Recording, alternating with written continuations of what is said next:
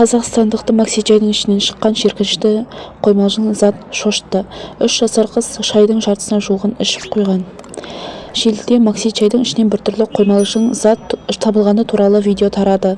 Видео авторы шайды 3 жасар қызына алып берген. Кейін бөгде затты ол сусынның жартысын ішкеннен кейін бірақ байқаған.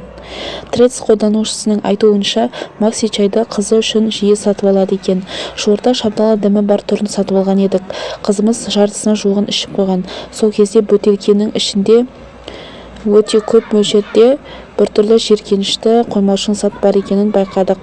Алғашында шабдалының бөлшектері шығар деп ойладық, бірақ мұндай көлемде сусында жүру мүмкін емес деп жазды ол.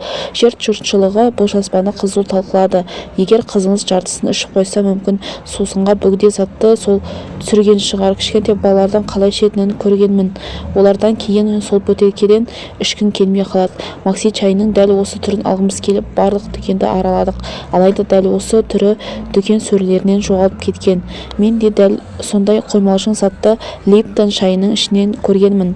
Дүкен кассасынан ұзақ қоймай байқадым да күмәнданып сатып алмадым. Бұл шынымен де бар жағдай екен, деді жұртшылық.